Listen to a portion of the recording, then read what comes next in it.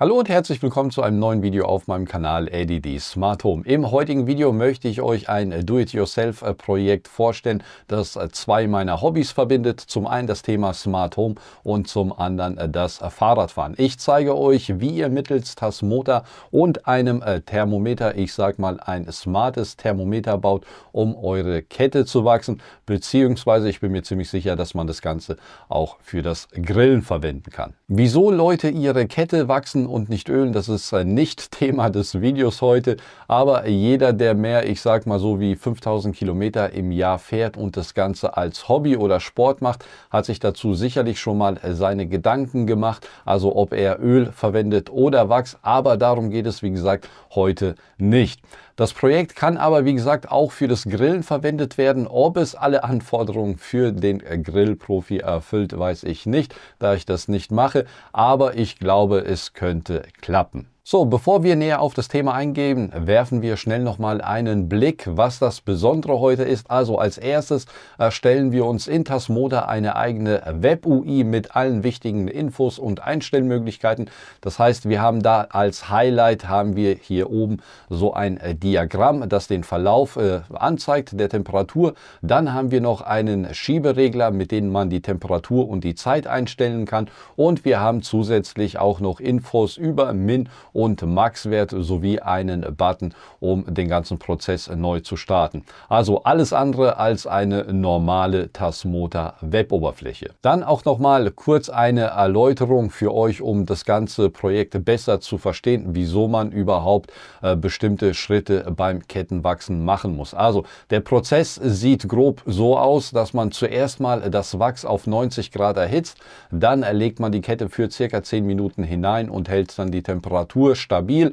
Danach lässt man das Wachs auf ca. 60 Grad abkühlen und nimmt erst dann die Kette raus. Dieser ganze Vorgang, der dauert in etwa 45 Minuten und deswegen macht es absolut Sinn, sich so eine kleine Steuerung zu bauen, die einem sagt, wann welcher Schritt nötig ist, damit man halt nicht die ganze Zeit daneben stehen bleiben muss. Dann gibt es in diesem ganzen Prozess noch zwei kritische Punkte. Der erste ist, dass das Wachs auf keinen Fall kochen darf, also man darf nicht über 90 Grad gehen und wenn die Temperatur unter 60 Grad fällt, wird das Wachs sehr kalt und deswegen muss man dann die Kette rausnehmen und das passiert bei ungefähr 60, 61 Grad und deswegen muss man gucken, dass man diese Temperatur genau richtig hält, weil wenn es zu heiß ist, das Wachs, dann läuft es wieder aus der Kette raus und wenn es zu kalt ist, dann bekommt man die Kette nicht mehr raus und hat lauter Wachsklumpen an der Kette. Der tiefere Sinn dieses ganzen Wachsens ist, wie gesagt, nicht Thema des heutigen Videos. Jeder, der Fahrrad fährt und sein Fahrrad pflegt, muss sich selber überlegen,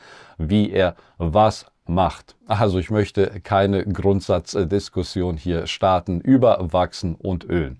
Okay, dann würde ich sagen, wir legen mit dem Video los und ich zeige euch im heutigen Video zum einen, wie ihr eine solche Web-UI erstellt, was alles dahinter steckt und was man an Hardware benötigt, um das Ganze umzusetzen. Also, falls euch das Ganze interessiert, dann bleibt dran, nach einem kurzen Intro geht es sofort los. In diesem Sinne, viel Spaß mit dem Video.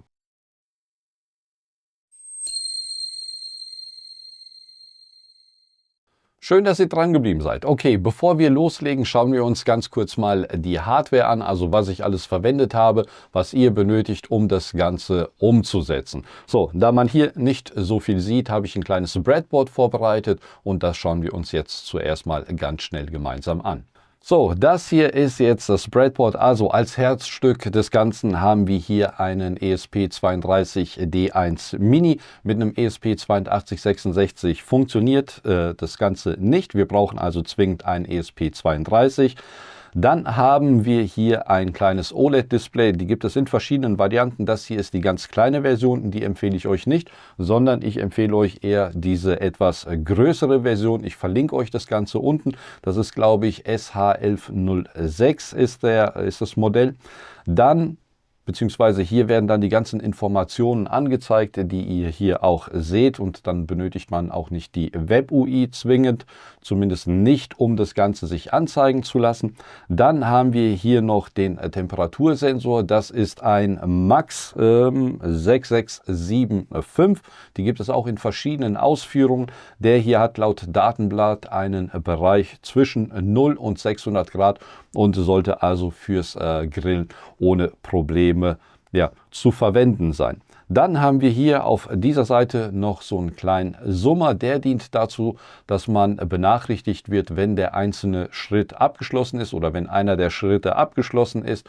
Und das hat den Vorteil, dass man nicht ständig daneben stehen muss, sondern das Ding ist relativ laut, und wenn sich das irgendwie in der Wohnung befindet und man jetzt nicht gerade irgendwie 5 Zimmer weiter ist oder 2 Stockwerke tiefer ist, dann hört man das Ganze auch. Das heißt, es piept dann 3-mal und dann weiß man, dass der Schritt zu Ende ist und dass man irgendwie irgendetwas machen muss. Aber das sehen wir uns später nochmal an. Falls ihr das nicht mit einem Summer machen wollt, dann könnt ihr das Ganze auch mit Telegram machen. Es gibt auch die Möglichkeit, dass man sich per Telegram benachrichtigen lässt. Das heißt, wenn man das Handy einstecken hat, dann wäre Telegram eventuell auch nochmal eine Möglichkeit, wie man das macht. Zu Telegram hatte ich auch schon mal ein Video gemacht, verlinke ich euch mal hier oben, beziehungsweise blende es euch mal ein, und unten in der Videobeschreibung verlinke ich es euch auch mal.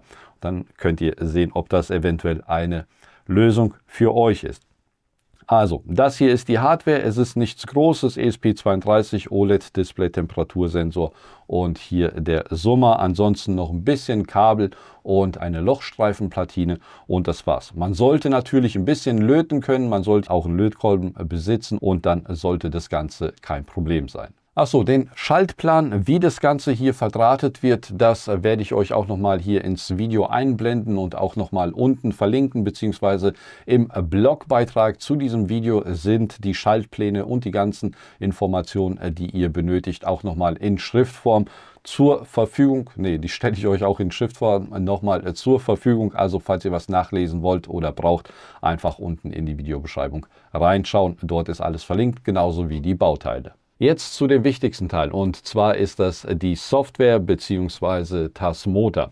Normalerweise unterstützt die Standard Tasmota-Version nicht alles gleichzeitig. Das heißt, wir haben normalerweise sind die Displays und die Sensoren nicht in einer einzigen Firmware enthalten. Deswegen muss man das Ganze normalerweise selbst kompilieren. Das heißt, im Regelfall macht man das über Gitpod, beziehungsweise das heißt ja jetzt mittlerweile ONA.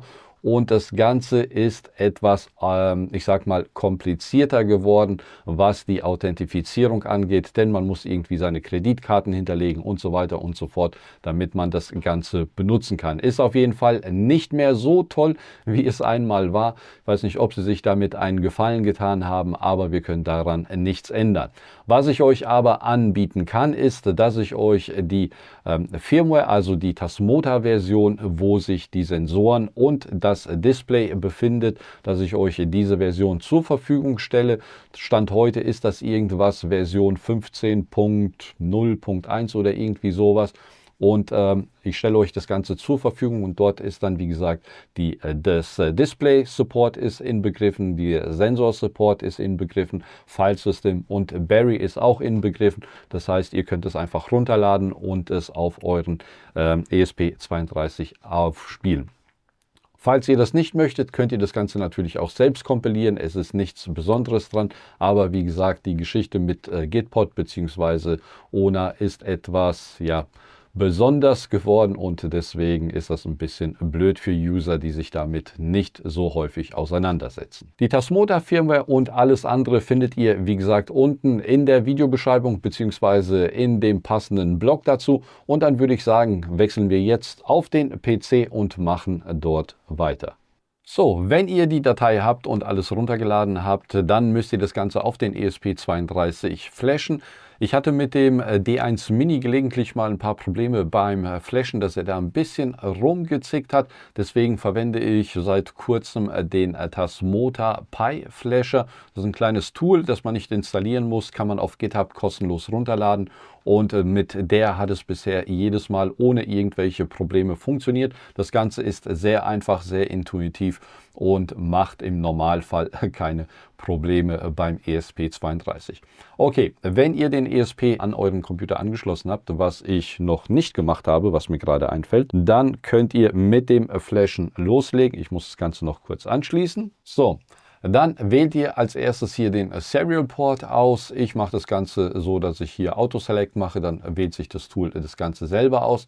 Dann müsst ihr die Firmware auswählen. Hier ist es so beim ESP32, dass man zuerst mal so eine, ich sag mal eine Factory, steht ja auch da, Tasmota Factory Version runterladen bzw. installieren muss. Da ist dann der Bootsektor und weiß ich nicht was alles inbegriffen und deswegen muss man die zuerst mal flashen, falls man noch kein Tasmota auf dem Gerät hat.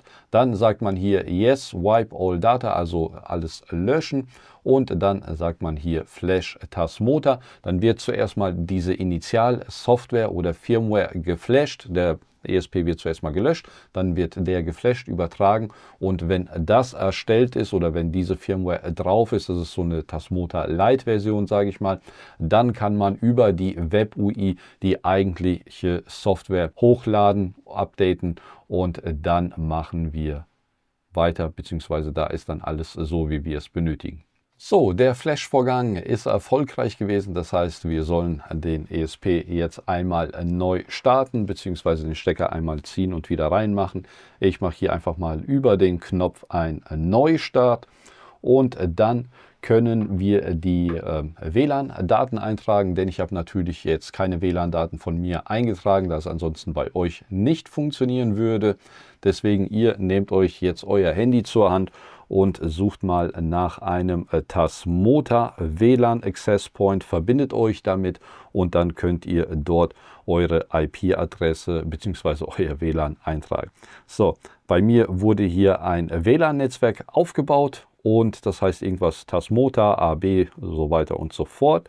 Und dann trage ich hier meine WLAN-Daten ein, sagen, dann speichern und dann sollte sich das Gerät mit eurem WLAN verbinden und dann wechseln wir an den Rechner und machen am Rechner weiter. So, das Gerät hat bei mir die IP-Adresse 114 bekommen. Jetzt müssen wir als erstes die Firmware updaten. Dazu gehen wir hier auf Firmware Update. Dann wechseln wir hier zu Datei auswählen. Dann wählt ihr hier die eigentliche Tasmota Firmware aus, die heißt normalerweise Tasmota 32-Pin, sagt hier starten und dann sollte das Ganze geflasht werden und innerhalb von 1-2 Minuten sollte es fertig sein. Wichtig, wenn ihr diese ganzen Schritte macht, den ESP noch nicht mit euren Sensoren verbinden, macht das Ganze zuerst mal, während er einfach nur so ja, ohne irgendwas angeschlossen ist, flasht, alles einstellt und wenn soweit alles fertig ist, dann setzt ihr ihn auf eure Platine auf und erst dann die Sensoren anschließen, wenn alles fertig ist. So, Upload successful, also er ist fertig und dann können wir damit beginnen, das Ganze zu konfigurieren. So, das Einstellen ist im Grunde sehr einfach. Ich habe für euch so eine Vorlage fertiggestellt oder für mich und stelle sie euch zur Verfügung und die müsst ihr einfach nur einspielen, aktivieren und dann sollte alles funktionieren. Das heißt, ihr geht einmal hier auf Einstellungen, dann geht ihr auf Erweitert und hier könnt ihr die Vorlage einfügen. Das heißt, hier einfach alles zuerst mal auswählen, löschen und dann meine Vorlage reinkopieren. Geht hier auf Aktivieren und sagt dann Speichern. Dann startet das Gerät einmal kurz neu und dann sollten die GPIOs alle so konfiguriert sein, wie ich sie euch hier zur Verfügung gestellt habe und dann müsste alles funktionieren. So, jetzt müssen wir aber noch eine Kleinigkeit machen und zwar gehen wir hier wieder auf Einstellungen, gehen hier auf Vorlage war das, glaube ich. Und hier sehen wir, wo alles eingestellt ist oder wo alles konfiguriert ist. Und das sollte bei euch dann auch so aussehen. Dann gehen wir nochmal zu Einstellungen, gehen hier auf Gerät, das passt. Hier wird halt der Max 66675 angezeigt. Hier wird normalerweise nichts angezeigt, weil wir das Ganze über die Vorlage gemacht haben. Also nicht wundern, falls ihr das so nicht kennt. Ach so, noch eine Sache möchte ich kurz erwähnen wegen dem Display, also dem OLED-Display. Dazu hatte ich, wie gesagt, schon mal ein Video gemacht, das verlinke ich euch. Dort sind noch mehr Infos zu diesem zu dieser ganzen Tasmota-Display-Geschichte, denn da hat sich in den letzten, ich glaube vor 2 Jahren, hat sich da einiges geändert und das Ganze wird mittlerweile über so einen Universaltreiber gemacht. Aber da möchte ich jetzt nicht näher drauf eingehen, da das, wie gesagt, ein bisschen komplizierter ist. Aber im heutigen Video machen wir das so, dass wir das Ganze über Rules lösen. Das heißt, mit einer sogenannten Rule wird das Display angesprochen. Und damit das auch funktioniert, ist es wichtig, dass hier ein GPIO ausgewählt wird, der nicht belegt ist. Und den belegt man dann mit Option A und mit der 3. Und das bedeutet, dann weiß Tasmota, dass er dieses Universal-Display-Treiber verwenden soll. Das nur mal dazu. Video verlinke ich euch auch nochmal. Ansonsten müssen wir auch nochmal kurz in die Werkzeuge reingehen, beziehungsweise hier in die Konsole. Und dort müssen wir diese Rule 3 aktivieren oder erstellen, damit Tasmota das Display ansprechen kann. So, die Rule 3, die wir einfügen müssen, ist für dieses Display wie folgt. Ihr seht es hier, ich vergrößere das Ganze mal ein bisschen, damit ihr es besser seht. So sollte es passen. Also die Rule 3 einfach hier einfügen, abschicken und die Rule nicht aktivieren und dann sollte das Display funktionieren, wenn es aufgesteckt ist. Dann ein weiterer Befehl, den wir eingeben müssen, damit der Text auf dem Display richtig angezeigt wird, ist der Befehl Display Font 0. Der sorgt dafür, dass die richtige Schriftart ausgewählt wird und alles passt und alles richtig eingestellt wird. Dann gibt es auch nochmal eine kleine Besonderheit für den Temperatursensor, den ich hier verwende. Das ist ja der Max 6675. Es gibt da auch nochmal einen anderen Sensor, der heißt irgendwas mit 33, irgendwie sowas in der Art. Und normalerweise ist es so, dass in Tasmota, wenn man diesen Sensor aktiviert, wird die falsche Bezeichnung angezeigt, also nicht Max 6675, sondern irgendwas anderes. Gucken wir uns das schnell mal an. Das müsste hier stehen, genau, Max 31855 und das ist natürlich der falsche. Und dass man umstellt auf den Max 6675, muss man einen Befehl eingeben. Das hat mich fast zum Verzweifeln gebracht, als ich das erste Mal versucht habe, denn der hat die ganze Zeit 40 Grad angezeigt, der Temperatursensor, egal was man gemacht hat. Und bis ich dann rausgefunden habe, dass man diese Option aktivieren muss für den Sensor. Also einfach Set Option 94.1 eingeben. Nicht 94.1, sondern 94-1. Und dann wird das Ganze umgestellt und dann sollte der Max 6675 angezeigt werden. So, gehe nochmal ins Hauptmenü. Jetzt wird das hier auch richtig angezeigt. So, da der Sensor nicht angeschlossen ist und auch sonst nichts angeschlossen ist, wird hier natürlich jetzt nichts angezeigt. So, das bedeutet, wir nehmen jetzt unseren ESP, schließen ihn hier an und dann machen wir weiter. So, ich habe den ESP jetzt hier angeschlossen, habe das andere Display genommen, da das die richtige Größe hat. Und dann können wir auch mal kurz testen, ob auf dem Display generell irgendwas angezeigt wird. Das heißt, wir gehen wieder in Werkzeuge, Konsole und geben jetzt einfach Display Text ein und irgendetwas. Also irgendetwas eingeben und dann sollte das auf dem Display erscheinen, hoffe ich zumindest. So, ich weiß jetzt nicht, ob man das sieht, aber da oben in der ersten Zeile ist was aufgetaucht. Das heißt, das Display wird angesprochen und jetzt sollte, das habe ich gar nicht geguckt, sollte auch die Temperatur angezeigt werden. Genau, hier 22 Grad und wenn ich hier das Teil in die Hand nehme, müsste es ein bisschen steigen. So, sollte funktionieren. Genau, macht er auch. Okay, das heißt, das funktioniert und jetzt müssen wir noch die Web-Oberfläche abändern. Das Ganze machen wir mit einem Barry-Script. Das ist sozusagen das Herzstück des Ganzen. Das ist ein Skript, das ich irgendwann mal vor einem Jahr ungefähr angefangen habe zu schreiben. Damals sah das ganz einfach, sehr simpel aus, nur irgendwie Min, Max und sowas, ohne Schieberegler, ohne gar nichts. Dann hatte ich das Ganze mal damals durch eine KI gejagt und habe gesagt, hier, er soll das nochmal ein bisschen optimieren. Hat er ein bisschen gemacht, aber da die Barry-Sprache nicht unbedingt so bekannt ist, also mir war sie auch bis vor einem Jahr überhaupt nicht bekannt, konnte die KI damals noch nicht so gut helfen, aber es hat gereicht, um so das Grobe hinzubekommen, sage ich mal. Und dann jetzt, als ich das Video drehen wollte, hatte ich gedacht, okay, ich schicke es nochmal durch Gemini durch, denn da hat sich ja im letzten Jahr ziemlich viel getan. Und siehe da, Gemini kann das richtig, richtig gut. Und er hat das Ganze nochmal ein bisschen optimiert, haben dann gesagt, er soll auch nochmal ein paar Kommentare einfügen, damit das Ganze besser lesbar ist für euch, die sich damit noch nicht so auskennen oder das Programm noch nicht kennen, um es einfach mal kennenzulernen. Und der hat da eine richtig gute Arbeit geleistet. Ich zeige euch das Ganze mal, ich blende es euch mal kurz ein. Ich empfehle euch, verwendet Notepad++. Das ist so ein Schreibprogramm und dort kann man nämlich auch einstellen, dass das Ganze richtig formatiert wird. Ich hatte das als Python formatiert. Ich zeige euch das Ganze mal. So, das wäre jetzt Notepad++ und das wäre das dazugehörige Skript. Und wenn man hier bei Sprache auf Python umstellt, dann lässt sich das Ganze auch noch richtig gut lesen. Also ihr seht, Gemini hat hier ein paar Kommentare eingefügt und im Grunde müsst ihr hier gar nichts machen in diesem Skript. Alles funktioniert out of the box.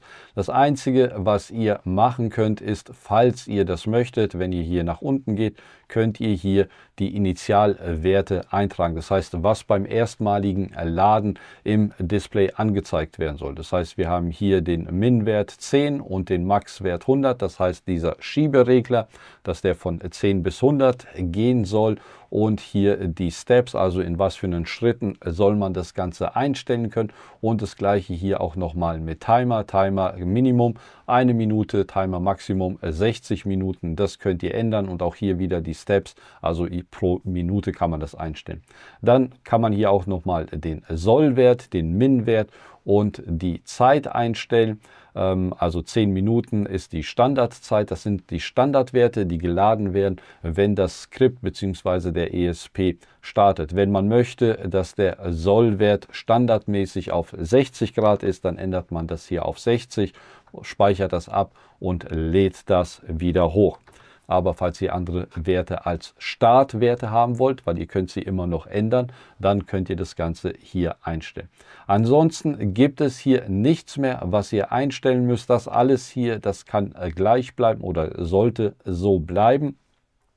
Falls ihr irgendetwas ändern wollt und ihr euch mit Barry nicht auskennt und das für euch einfach nur irgendwelche Buchstaben, Zahlen sind und ihr gar nichts davon versteht, geht ihr hin, kopiert den ganzen Text, geht zu Gemini oder dem KI-Programm eurer Wahl und sagt einfach, füge noch dies und jenes ein und dann gebt ihr eben diesen Code als Startcode und dann wird euch die KI vermutlich einen Code ausspucken, der funktioniert. Wie gesagt, vor einem Jahr hat das Ganze noch nicht so gut funktioniert, aber mittlerweile funktioniert das richtig gut. Und dieses ganze Diagramm und sowas, das hat Gemini gemacht. Das hatte ich damals nicht hinbekommen und das hat wirklich sehr, sehr gut mit Gemini funktioniert. Kann ich euch nur empfehlen. Okay, also wir nehmen diesen Code und müssen ihn jetzt zuerst mal speichern. Wichtig, wenn ihr den speichert, dann müsst ihr das Ganze als autoexecute.be Datei speichern. Wichtig, BE. Dann ladet ihr das Ganze in Tasmota hoch und dann wird diese Datei anhand des Namens und der Dateiendung automatisch beim Start geladen. Wichtig ist, dass es sie genau so heißt. Okay, also gehen hier speichern, speichern unter, benennen das Ganze richtig, also autoexecute oder exec.be und hier gibt es leider kein BE, deswegen sage ich hier mal All Files, sage speichern. Dann, worauf ihr noch achten müsst, ist, dass wirklich hier steht als Dateityp BE. Das ist manchmal unter Windows ein bisschen tricky, aber falls das passt, geht ihr hier auf Werkzeug, geht in die Dateiverwaltung, so, sagt Datei auswählen, wählt die Auto-Execute-Datei aus, sagt Upload. Und falls es keine Probleme gibt, geht ihr wieder zurück ins Hauptmenü. Wundert euch nicht, hier ist noch nichts, weil wie gesagt, die Datei wird erst bei einem Start ausgeführt. Das heißt, wir machen hier einen Start, einen Neustart und dann sollte hier auf dem Display auch gleichzeitig die ganzen Informationen angezeigt werden und die Web-UI sollte sich ändern. Neustart, ja. So, jetzt hat sich meine Kamera verabschiedet. Ich habe jetzt mal ein bisschen umgebaut. um euch das besser zeigen zu können. Okay, also ich habe das Ding nochmal neu gestartet. Wie ihr seht, das Display, es werden die Informationen angezeigt, genauso auf der Web-UI, da wird alles angezeigt, das Diagramm wird geladen. So, dann fangen wir mal an und gucken uns das gemeinsam mal kurz an. Also hier oben wird betriebsbereit angezeigt, dann das Diagramm, die aktuelle Temperatur, der Timer, Sollwert, Mindesttemperatur und Initialtemperatur. Die Initialtemperatur wird benötigt, um diese Phasen richtig trennen zu können. Das heißt, man muss wissen, wie die Temperatur war und wann der ganze Prozess beginnt. Und dafür hatte ich halt diese Initialtemperatur gemacht. Dann hier Display an, aus. Wie der Name schon sagt, können wir das Display an- und ausschalten. Dann Sollwert, Mindesttemperatur und Timer können wir einstellen. Wie vorhin im Skript gezeigt, können wir die Schritte, also in 10 Grad Schritten einstellen, und die Max-Temperatur ist 100 Grad und die Min-Temperatur war, glaube ich, 10 Grad. Genau. So, dann Timer ging zwischen 60 Minuten und 1 Minute. Wir stellen den mal auf 1 Minute, um das Ganze zu demonstrieren. Und dann machen wir hier einfach die Temperatur ein bisschen erhöhen. Dann sollte hier gleich Aufheizphase stehen. Wenn sich die Temperatur um 1 oder 2 Grad in den positiven Bereich ändert, von der Initialtemperatur, so Aufheizphase, jetzt geht das Ganze bis auf 30 Grad, dann fängt hier dieser Summer an zu piepsen, wenn die Temperatur erreicht wurde, und dann beginnt halt diese Temperaturhaltenphase, die man beim Wachsen benötigt, die man vielleicht auch beim Grillen benötigt, weiß ich nicht. Und wenn die gestartet ist, startet halt wie gesagt dieser Timer, und danach lässt man das Ganze abkühlen. Und dann beginnt halt diese Abkühlphase, und dann jedes Mal, wenn ein neuer Schritt kommt, fängt der Summer hier an zu piepsen. Gar nicht so einfach, merke ich, auf die Temperatur zu kommen. Hier im Raum ist es einfach zu kühl. Mein Körper ist schon ausgekühlt, aber die 30 Grad sollte ich noch schaffen. So, jetzt wurden die 30 Grad erreicht. Jetzt beginnt der Timer zu laufen. Und wenn der Timer abgelaufen ist, piepst das Ganze nochmal. Hier im Display seht ihr, ändert sich die Sekundenanzeige sekündlich. Hier auf der Web-Oberfläche sind das alle 3-4 Sekunden oder sowas, wird das Ganze aktualisiert. So, jetzt warten wir, bis der Timer abgelaufen ist.